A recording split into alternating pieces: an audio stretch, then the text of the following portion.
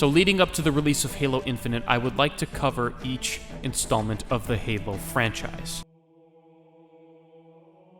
Well, shit. Now, for those of you who take up residence with Patrick Star, Halo Infinite's multiplayer had an early release. Now, I have to preface this is in fact technically a beta phase, and hopefully, by the end of it, there's, some different changes here, but we'll be getting to that shortly here. So I've just been playing Infinite any chance that I get since its early release here, and I just gotta say that I love the experience so far. Honestly, I haven't been this active in terms of Halo games since Halo 3 or Reach. And in this span of time, there's been a lot of different feedback from the community, a lot of different insight on what are the ups and downs of certain things, and really that's kind of what I wanted to cover today. As a means to continue the Halo train here on the channel, why not cover this early release thing? Why not be right on board with everybody else going over the goings-on with this next step for the Halo franchise? And so today, we are going to go over the good,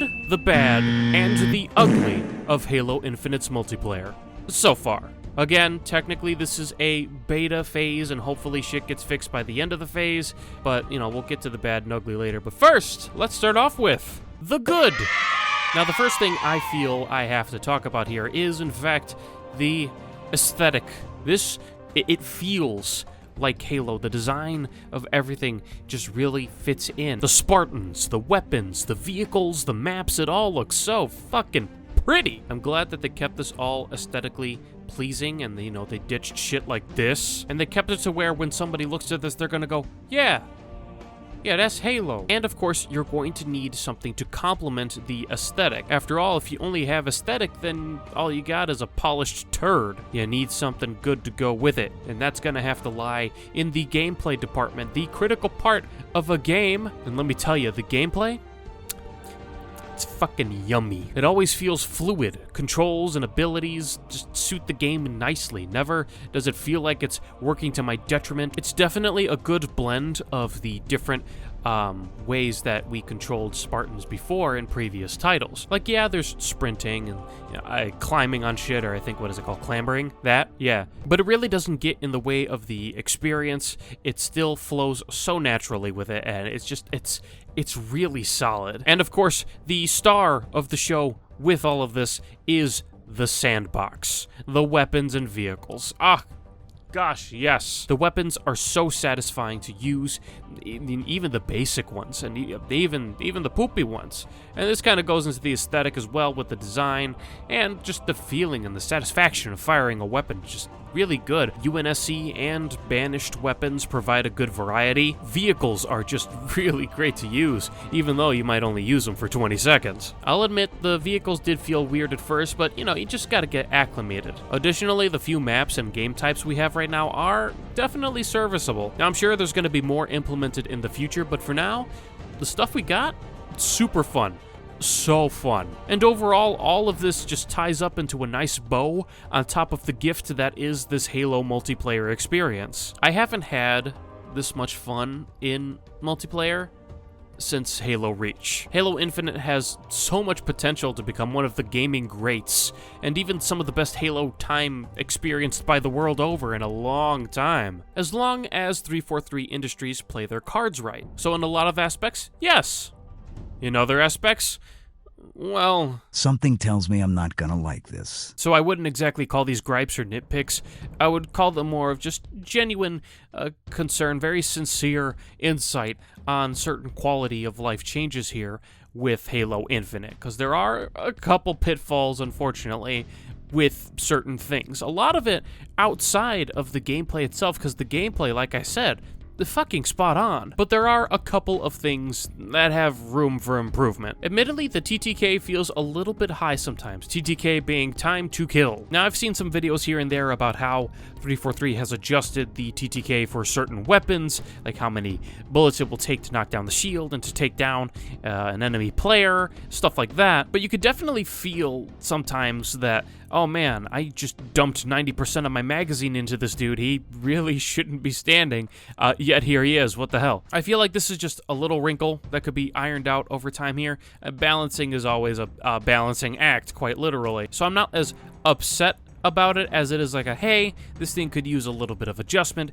Just happened to kind of notice this through the gameplay. Never to the point of it being like real rage bait, like what the fuck, this is unbelievable, but sometimes you get, trading of blows with another player and you feel like you should have gotten them. Another thing that I noticed when playing with my friends is when we're in a fire team, it doesn't exactly roll over to big team battle 100% of the time. Sometimes there'll be 3 or 4 of us and then we go into big team battle and we're not on the same little squad of 4 Spartans that the game starts you with. These in-game squads are represented by green text above their heads as opposed to blue, which I feel like really distinguishes it and helps you find your squaddies in battle. But what if I wanted my squaddies to be my fire team? I don't know if this was a deliberate decision on 343's part to try and encourage the giant team-wide cooperation of, hey, work with whoever you're assigned with, just kind of cooperate with the whole team sort of deal. Or maybe this is a little bit of a hiccup and they didn't even mean to do it. But honestly, I do feel like having those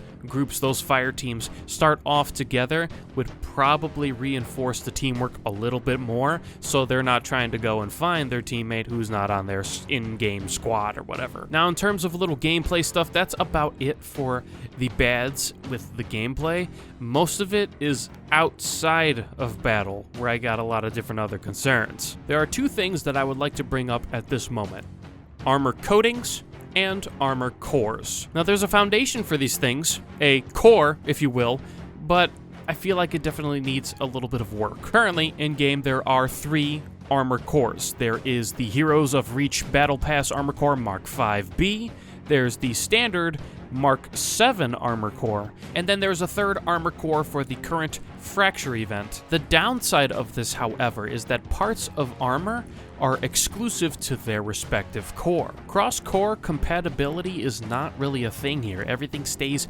exclusive to each core. Surely there has to be something to distinguish the core, yet you can have parts from other cores on it, and it really puts a damper on the variety and customization of a Spartan, which has been a Halo staple since Halo 3. And that doesn't just go for the armor cores and the pieces of armor. This also applies to the armor coatings. Now, armor coatings are meant to provide unique color aesthetics, allowing for patterns that one traditionally couldn't do by just having a primary, secondary, tertiary color on their Spartan, which is really cool. It does enable a lot of different patterns that you could apply to your Spartan. But the downside of this is that there's not a lot of basic aesthetics available, or at least not right away. Yeah, there's some basic cadet colors here, but not what one would really expect from a Halo game of, hey, let me just pick this color, this color, this color, and call it a day. No, they don't have that. You could have this cool color or cool visor color,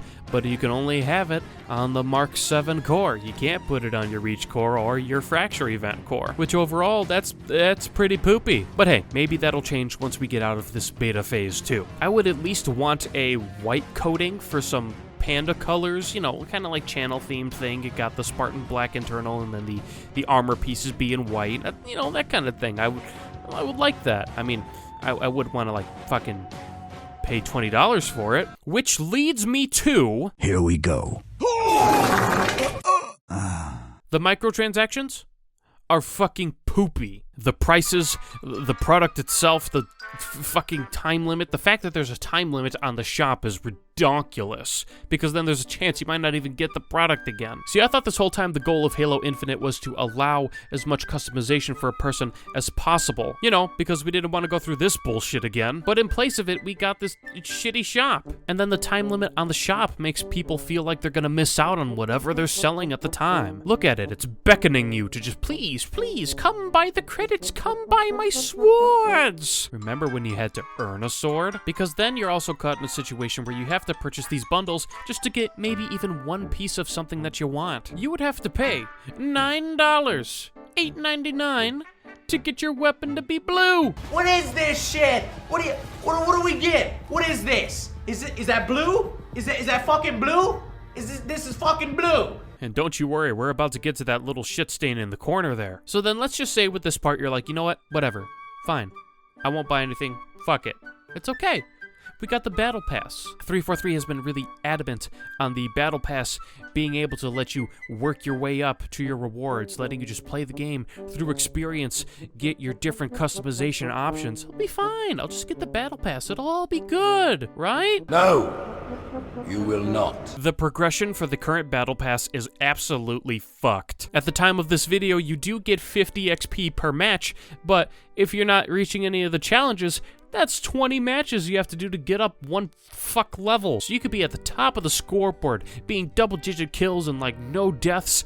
You'll only get like 50 XP while the guy at the bottom got like 300 because he finished a challenge. What the fuck is that? There should be like some kind of, at the very least, some kind of mainline experience gain where the challenges are more of a supplement rather than the actual fucking main course of you getting your XP. It shouldn't feel like a fucking chore to try and get through the Battle Pass. You should be playing the game just trying to earn your keep, man. Not only is it a pain in the ass to get the XP bar up, but then the rewards? What happened to the rewards? Like, I understand you unlock certain pieces of armor, like helmets and attachments, but like fucking left shoulder, left nut, right nut bullshit? No. Absolutely not. When you look at the Battle Pass, it feels very stretched thin, and I know it's supposed to last a certain amount of time, it's supposed to be there for a while, but right now, it feels a bit stretched, or at the very least, cluttered. Of the 166 rewards in the Heroes of Reach Battle Pass, 59 of them are either challenge swaps or XP boosts. The challenges are kind of fucking dumb, by the way, too, just because of how specific they can be. So a large chunk of the rewards you get for this Battle Pass are to either swap out your shitty challenges or to give you an XP boost. I know some of you might be like, but Gabe, doesn't the XP boost kind of help you so you don't have to deal with a bunch of bullshit challenges? And doesn't the same thing apply to the challenge swaps so you can possibly get something easier? Well, yes, technically they alleviated a bit, but you know what'd be better? If we didn't have to deal with the dumbass challenges to begin with, and if we had some kind of system for gaining XP outside of the challenges. So you got left nut, right nut, you got challenge swaps and XP boosts, and then you get fucking variants of the same coating of armor. Would you like gray? Or would you like gray? Oh, but no, the details on this one are a little different than this one. It's the same color. Now, out of all these things, the biggest progression offender is in fact the Fracture event. Earn rewards by completing event challenges. Well, that doesn't sound too bad, does it? Sounds pretty decent, right? Wrong. Limited rewards in week increments. The next one being in 2022. Are you off your fucking rocker? And then half the rewards aren't even real rewards. Of the 30 you can earn on this Fracture event, 16 of them are either swaps or boosters. Over half. So what you're telling me is not only are you going to drip feed me and torture me slowly, leading me all the way up to fucking February and beyond, but half the stuff you're gonna give me ain't even a good fucking reward. You're drip feeding me turds. Why? What is this? Are you serious? Look, I gotta reiterate, this is all coming from a place of love. I genuinely love Halo. I love Halo Infinite. I see so much potential in this thing, and it's just really upsetting and concerning to see such things really bring it down and just kind of cripple the experience overall. There is so much potential with this game, and we, the community, are going to be the catalyst, the means for which that this game can improve, by being very vocal, by being very active and adamant about what needs to be done. And we seem to be very fortunate in the case that it does look like 343 is acknowledging the concerns from the players of the community. I think 343 knows they can't drop the ball like this. It's the culmination of everything Halo. They can't. Somebody somewhere up the ladder fucked up, and now other people are paying the price, being branded as heretics for this stain on an otherwise really awesome Halo experience. This game is so much fun. I haven't had this much fun in a game in a very long time, and I'd hate to see it fall short or go kaput because of some shitty business practices and personalization pitfalls. I think I've gone enough into detail about certain things to really summarize what's going on, but a lot of things need to change, and I do believe that they will over time. I mean, obviously 343 Industries gives some semblance of a shit to this product here. They've put so much work into it, and they of course delayed it too, so they can have those quality of life improvements. The game is beautiful and just plays amazing. I was sitting there at the main screen, just fucking enthralled for a minute, just reminiscing on fucking good times of the past, feeling like they'd be reborn in a way. But the game is awesome. It plays wonderful. And there's a handful of funny bugs that happen from time to time. Like I said, I believe we hold the key to Halo Infinite's success with our feedback. And ultimately, it's going to be up to 343 for whether or not they will act on those things. But it does seem like they genuinely have the best interest of the game in mind. The more we can get out of this game, the more we can launch it to new heights as time goes on. Because after all, Halo is infinite.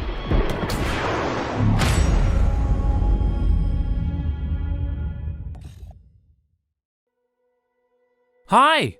Hi, hello, hi! It has been a while. Thank you all very much for tuning in and for watching. If you have your own thoughts on the different stuff for Halo Infinite, please feel free to comment down below. Tell me what you think about it. Let's just keep conversing as a community about the different things that could be improved, or even things that you just like about it too. I just love the conversation between people. It's great, man. If you like what you saw, feel free to leave a like and maybe hit that subscribe button. Come join the crew! For those of you who are pretty new here, I did in fact start a retrospective series for the different titles of Halo leading up to Halo Infinite. Of course, the deadline is a little bit here already, as Infinite is here, but I will keep the series going. But Chapter 1 will be linked in the description below this video here. Please, I implore you to check that out. It's really great. I always appreciate people watching it, having a good laugh. And really, the series is just kind of looking back to see what has constituted Halo, what has built up this reputation of Halo over time. And it's really exciting stuff. I'm hoping to get Chapter 2 out real soon for y'all. So it's very exciting stuff. I've had a lot of good quality of life experiences going on as of late. And then the biggest one of them all, the biggest one of them all here, you see that first part of my name? Let's just zoom in on that one there. Zoom in? Is literal. That's right! Yeah, no, shortly before I decided to do the Halo is Infinite retrospective series, I found out that I was going to be a dad. It's a girl! And I'm really excited. We're both really excited, my wife and I, and we're expecting her arrival in February. Yeah, we've had quite a lot of stuff going on. All wonderful things, all awesome things. I was trying to figure out how to best bring it up to you guys, but I figured, you know what, I'll just lay it to them straight here. Once again, thank you all very much for watching. I will see you on the flip side. Feel free to join the Discord for the channel. I will leave that in the description below as well. I do, in fact, have a Twitter that I wanted a Blue Moon kind of tweet to there to give a few updates on what I'm doing, or when a video was coming out. And if it piques your interest or strikes your fancy, feel free to become a patron and join the Papa Gabe Patreon. I would very much appreciate it to help fund the channel's endeavors. Until next time.